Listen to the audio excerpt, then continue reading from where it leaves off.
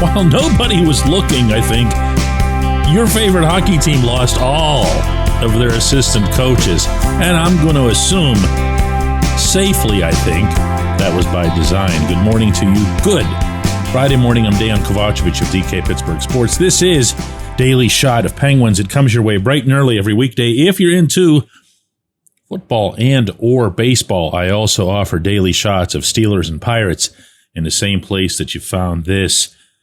Game 2 of the Stanley Cup Final is tonight in Edmonton, Alberta.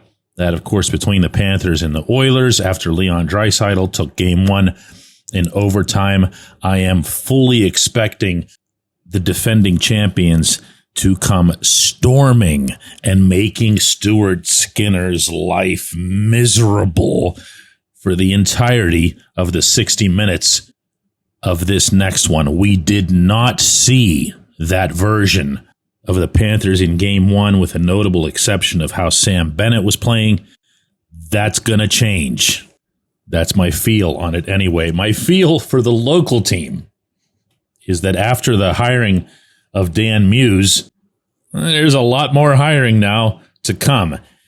Yesterday, David Quinn, the only assistant coach, by the way, who'd still been under contract with the Penguins for next season, followed Mike Sullivan to Manhattan, as did, and I kind of expected this one, Ty Hennis, the former skills coach turned assistant coach turned guy on the bench.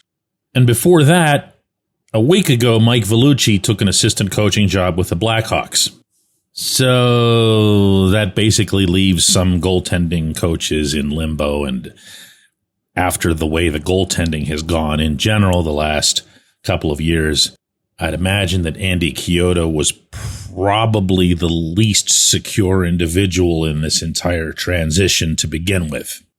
So, whole new staff, whole new feel, whole new general vibe.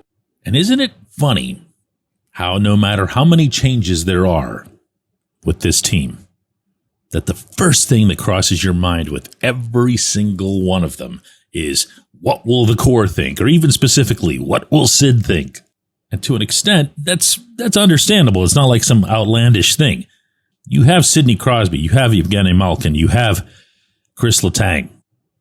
You've got Brian Rust and maybe Erik Karlsson for another year. You've got Ricard Raquel. You've got probably still about half your roster being established guys, and in most of those cases, established in Pittsburgh guys. So now you not only have a scenario in which Kyle Dubas has made crystal clear through word and deed that this team's going to start forcing the issue if it has to, as it relates to young players. This team's going to be pushing for their development, not only at the lower levels, not only in Wilkes-Barre, but right here in Pittsburgh.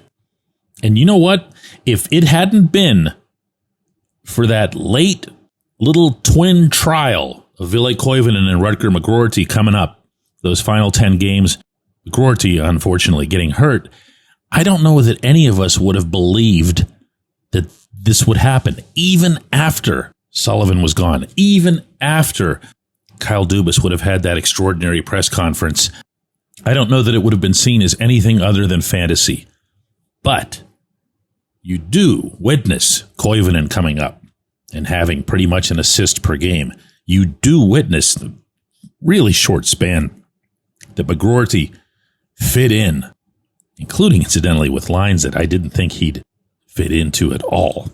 So the precedent's in place. The precedent really, really needed to be in place. And to the infinite credit of those two kids, they needed to perform. They needed to make an impact, not on us, we don't count, but on their teammates, notably the more significant teammates.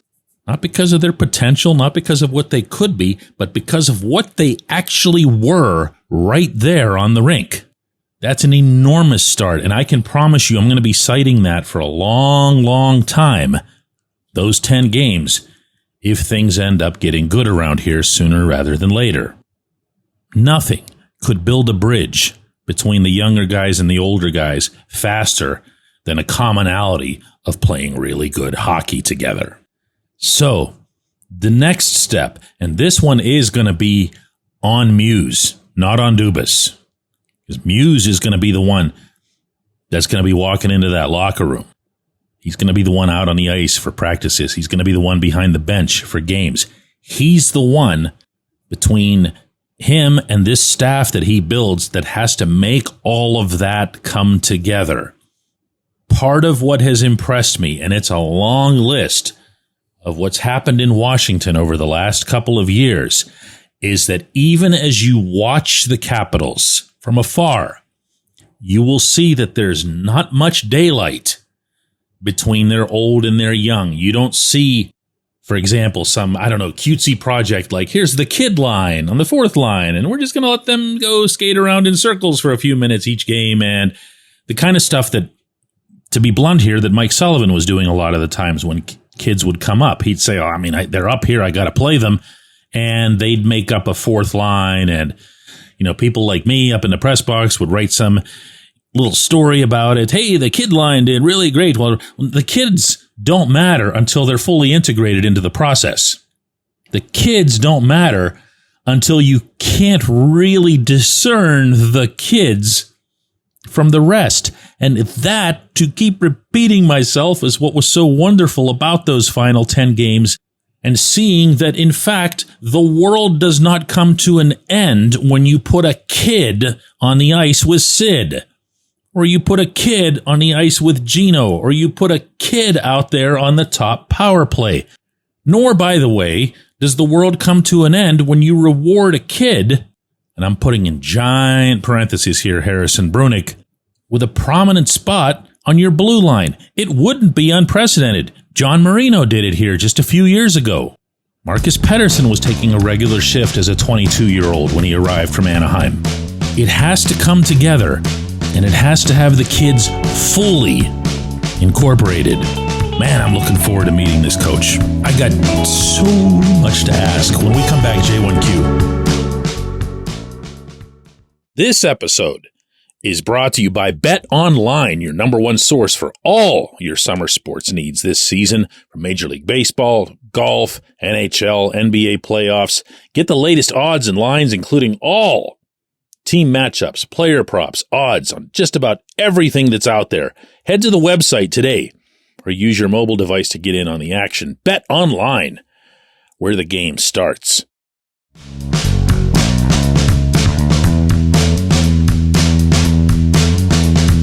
Today's J1Q comes from Josh, who says, DK, what does a new coach potentially mean for guys like Ryan Graves and Erik Karlsson? New coach, new system, etc. Both players just didn't seem to fit with the Mike Sullivan system. So could a new coach mean rebounds for them, for one of them, for both of them? Not that Karlsson was bad, but obviously he hasn't really fit since coming here. As you seem to be arriving yourself at toward the end of that question, it's better to split these things up than it is to look at them together. And I'm going to give that a shot, but I'm going to start with the second guy you mentioned, and that's Karlsson. Karlsson wasn't a bad fit for the Sullivan system. In fact, having your defenseman pinch up the wall, go deep, lead the rush, and everything else is pretty much the linchpin of the Sullivan system from the defenseman's point of view.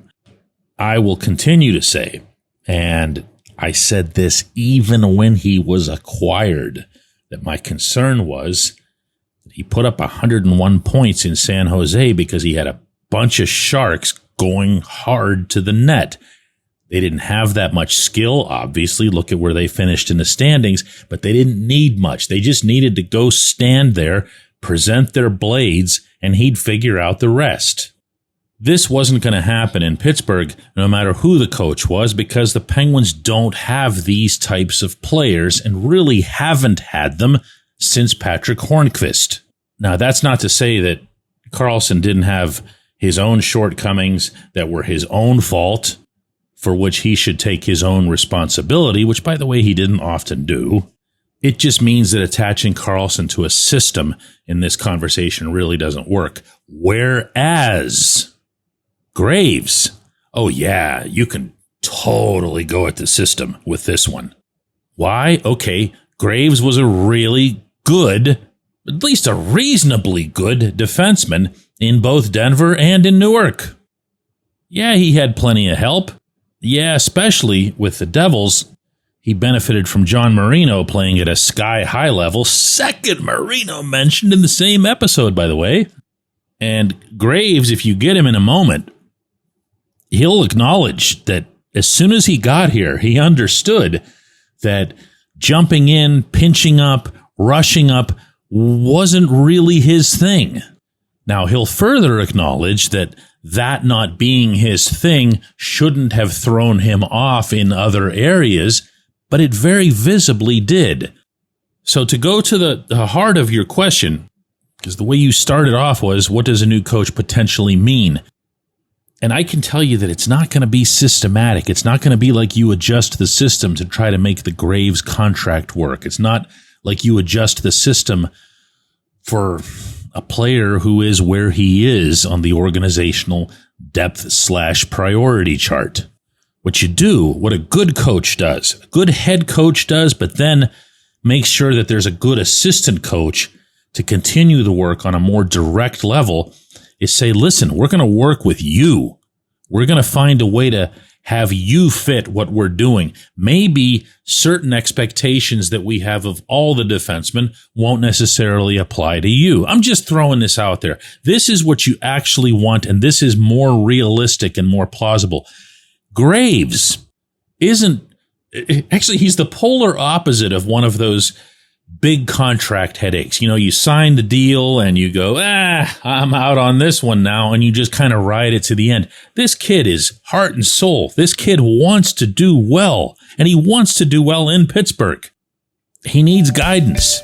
And yeah, he needs an adjustment of some kind. That's above my pay grade here. But it had better not be above Muse's pay grade. Really good question. I appreciate that. I appreciate everybody listening to Daily Shot of Penguins on this pretty eventful week for the hockey club. And we'll be back with another one of these on Monday.